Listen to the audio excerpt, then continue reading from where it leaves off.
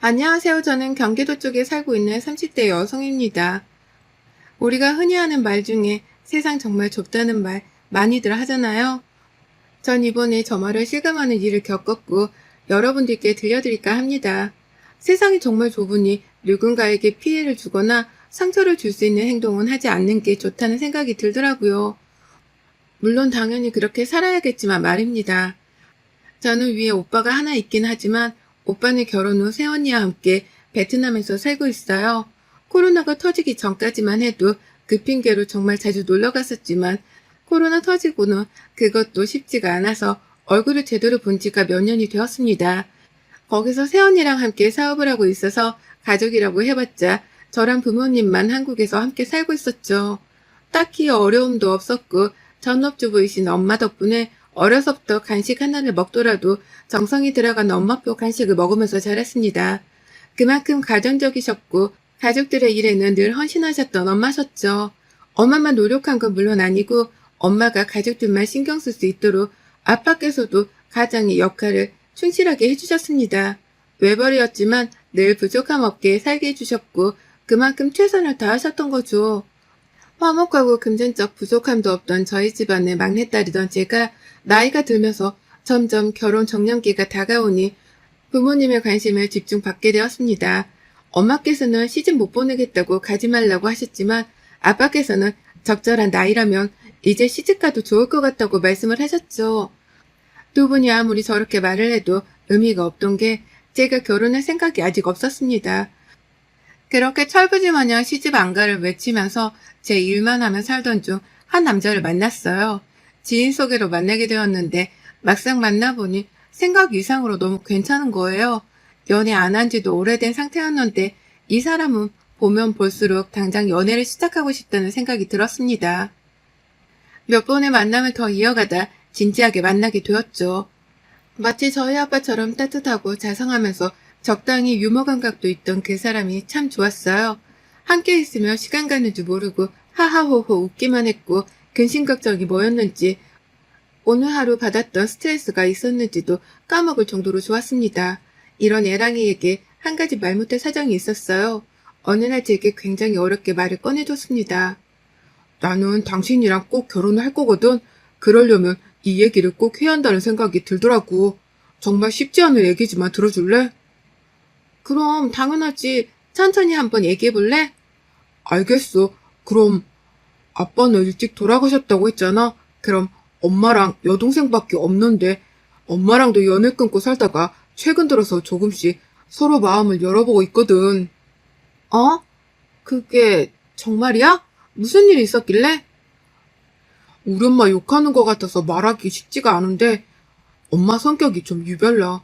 남 얘기하는 것도 좋아하시고 고집도 세고 소통도 어려운데 가장 중요한 건 아빠가 돌아가시고부터 이런저런 핑계를 말하면서 일도 안 하시고 나한테 돈만 바라더라고.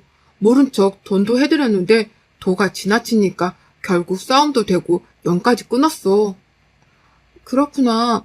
어려운 얘기일 텐데 솔직하게 해줘서 고마워. 뭐 그럼 지금은 어머님이랑 사이가 다시 좋아지고 있는 거고 여동생도 가운데서 힘들었겠네? 엄마가 여러 차례 손을 내밀었는데 내가 거부했거든? 근데 이번에 여동생이 언제까지 그럴 거냐고 가운데서 힘들다고 하길래 마음을 열어보려고 노력 중이야. 당신이랑 결혼할 거라면서 정작 이렇게 중요한 얘기를 안 했더라고. 그래서 고민하다가 말하는 거야. 그래, 말하기 쉽지 않았을 건데 고마워. 내가 혹시 도움이 될지는 모르겠지만 어머님이랑 꼭 다시 예전처럼 사이 좋아질 수 있게 나도 노력해볼게. 애랑이의 어려운 고백에 저는 놀라움도 있었지만 감동했습니다. 내용만 딱 봐도 이건 본인 얼굴에 침 뱉길 수준이기에 말하기가 쉽지 않잖아요. 그런데 제게 이런 얘기를 고백해주는 걸 보니 이 사람이 정말 내게 진심이구나 싶었습니다. 그 이후 대면대면한 시무와 애랑이를 위해 노력했어요. 이 둘의 사이가 좋아져야 제가 편할 것 같았습니다. 그리고 시모의 성격 때문에 연까지 끊었던 애랑이기에 혹여나 결혼 후 저를 괴롭히거나 시집살이를 시키면 미련도 없이 뒤도 돌아보지 않고 연 끊을 거라는 말을 또 하곤 했죠. 그런 모습을 보면 정말 얼마나 징글징글하게 당한 건가 싶었습니다.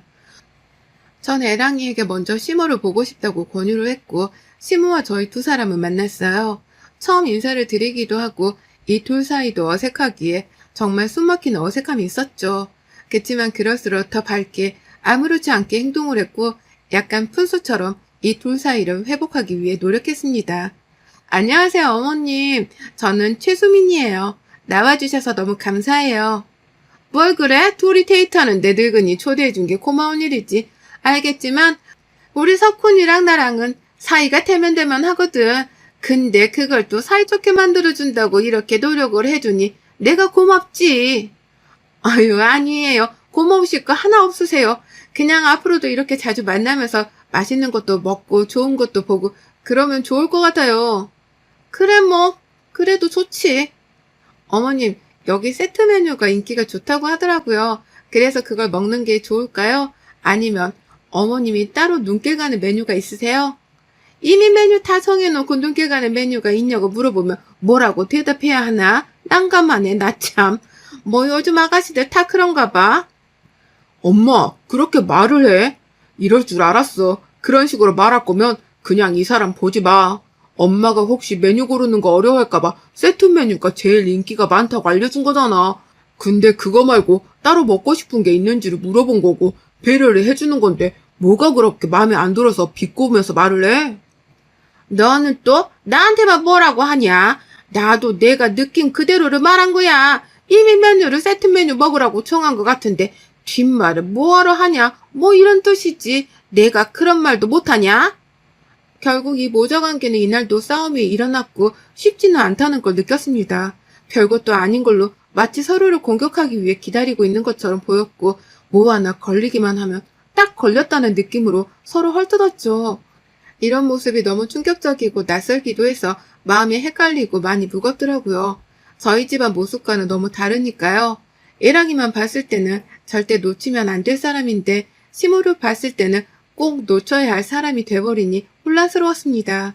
그럼에도 시간이 흘러갔고 전 제가 해볼 수 있는 건 우선 해보기로 했죠. 시무와 애랑이의 관계 회복을 위해 그 이후에도 아랑곳하지 않고 저희 데이트할 때 몇 번씩 시무를 더 모셔서 함께 했습니다. 정말 예쁜 카페도 모시고 가고 맛있는 맛집이나 여행을 함께 모시고 간 적도 있었어요. 그럴 때마다 시몬도 말씀하셨죠.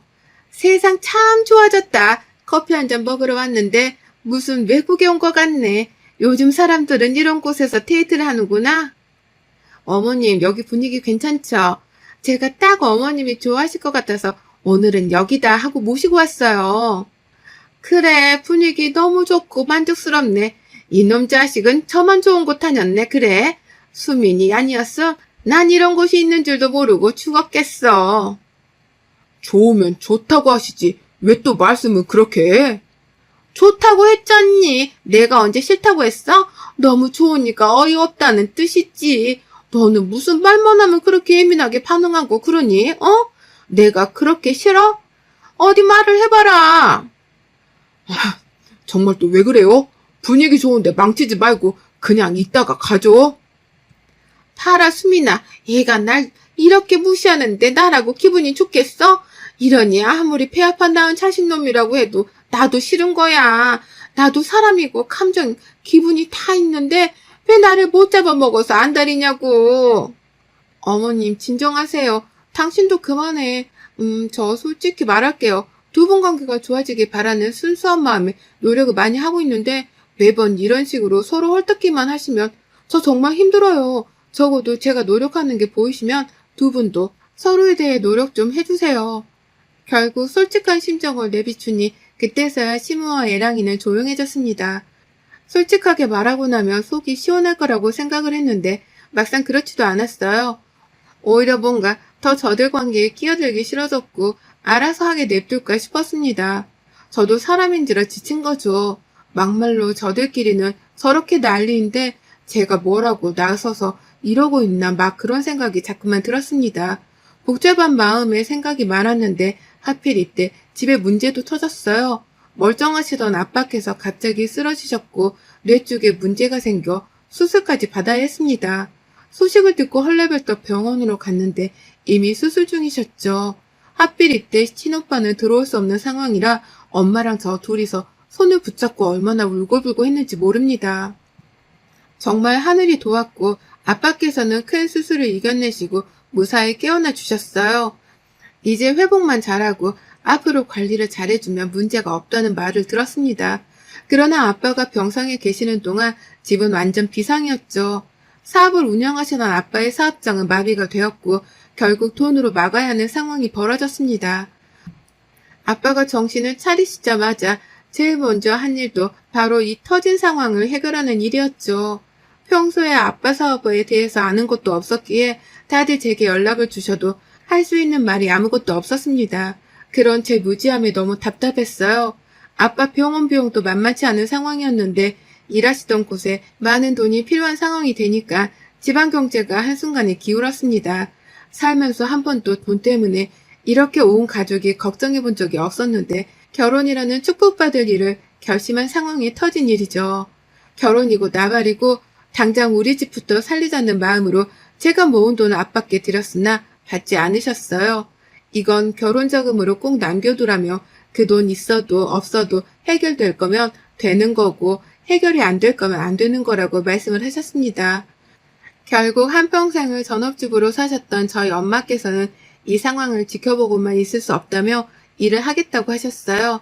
그러나 쭉 주부로 사셨기에 할 수 있는 일이 별로 없으실 거라 혹여나 상처받으실까 걱정이 되었습니다. 엄마, 마음은 알겠지만 너무 고된 일은 안 했으면 좋겠어. 내가 같이 찾아봐 줄게. 성급하게 막 들어가지 말고, 알겠지? 무슨 소리야, 딸. 엄마 일할 곳 정했고 다음 주부터 출근하기로 했어. 엄마 다니는 미용실 원장님이 소개해줘서 공장 가기로 했어. 일도 많이 힘들지 않고 엄마 또래 사람들도 많아서 좋을 거라고 하더라고. 정말? 그래도 공장 일이면 너무 힘들지 않을까? 걱정되는데. 에이, 일은 힘들지도 않고 괜찮다고 하더라고. 그리고 자식들도 다 컸는데 이제 주부로 살 이유도 없지. 엄마도 그렇게 나가서 돈 벌고 사람들이랑 얘기도 하고 어울리면서 살려고. 그런 마음가짐도 달라질 거고 훨씬 좋은 것 같아. 그래? 엄마, 알겠어. 대신 생각보다 일이 너무 힘들면 바로 그만두고 다른 곳 알아보기다. 억지로 참고 하지 말고. 엄마께서는 단골 미용실 원장님의 추천으로 공장에 취직을 하게 되셨습니다. 아무리 일이 힘들지 않다고 한들 전업주부로만 살다가 사회생활을 몇십 년 만에 하시는 거라 너무 걱정되더라고요. 아마 사회초년생 때 첫 출근을 하던 저를 지켜보는 엄마의 심정이 이러지 않았을까 싶습니다. 안 하던 일을 시작하고 힘든 걸 알기에 칼퇴를 하고 곧장 집으로 와서 저녁도 준비하고 집안일도 하면서 엄마의 수고를 덜어주려고 노력했습니다. 엄마께서 정말 잘 적응을 하고 계신 건지 힘든데 억지로 속이는 건 아닌지 걱정이 많았죠. 아빠께서는 퇴원을 하셨으나 집에서 어느 정도 휴식을 취해야 하는 기간이 필요하셔서 하시던 일을 예전처럼 할 수는 없었습니다. 상황이 이러니 힘들어도 참고 하실까 엄마가 너무 걱정이 되더라고요. 이런 표현이 조금 그렇지만 물가에 내놓은 아이를 기다리는 심정으로 매일 엄마가 퇴근하시길 기다렸습니다. 그렇게 기다리다가 엄마가 오시면 엄마의 하루는 어땠는지 물어봤어요. 엄마, 오늘은 어땠어? 일은 정말 괜찮았던 거야? 응, 일은 들은 것처럼 정말 어려울 게 하나 없더라고. 그래서 괜찮아. 대화가 잘 통하는 사람들도 있어서 같이 밥도 먹고 그러고 있어. 아, 정말 다행이네. 그래도 중간에라도 너무 힘들면 꼭 그만둬야 해. 알겠지?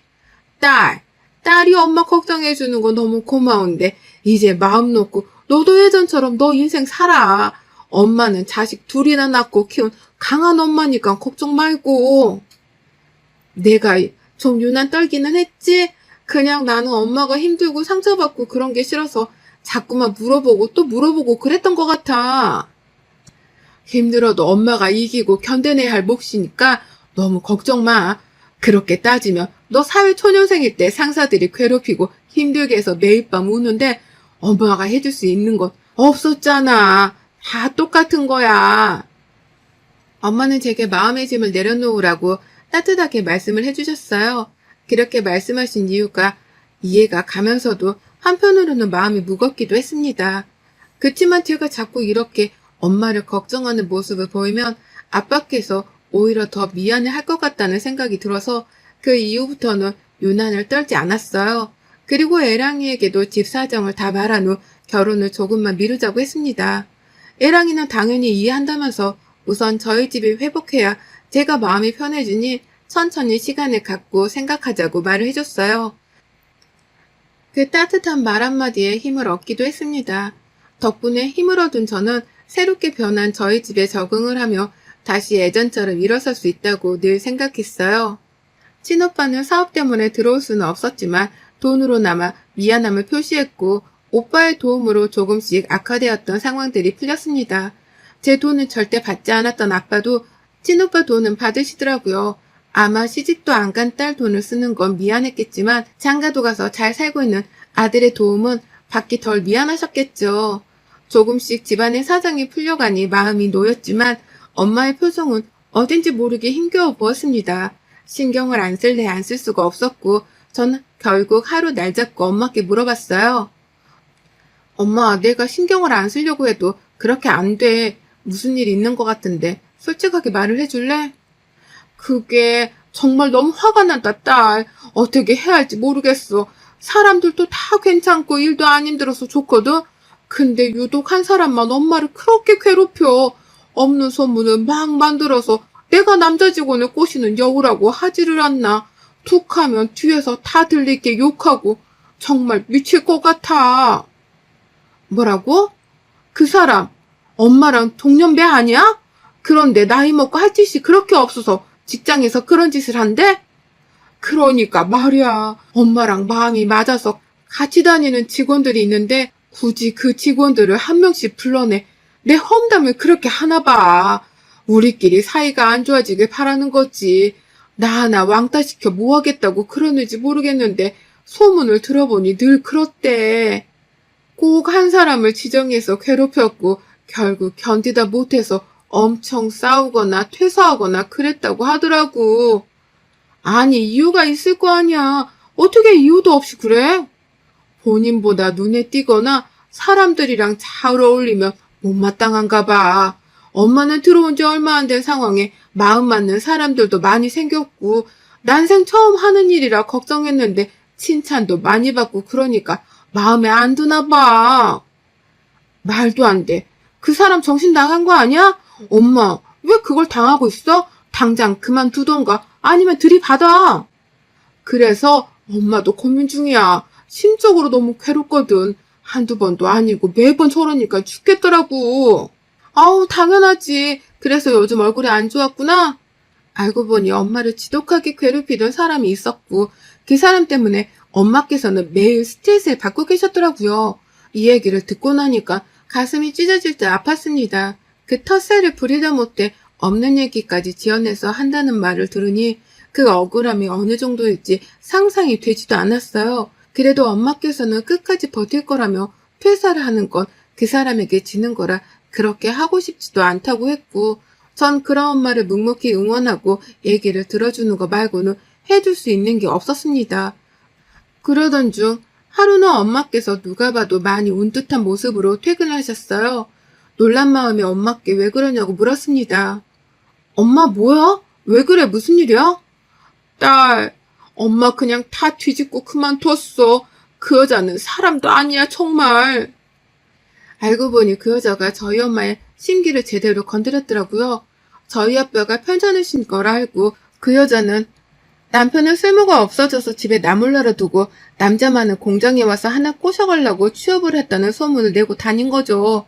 건드리면 안 될 것까지 건드렸고 결국 폭발한 엄마께서는 그 여자와 머리채까지 흔들며 싸웠다고 합니다.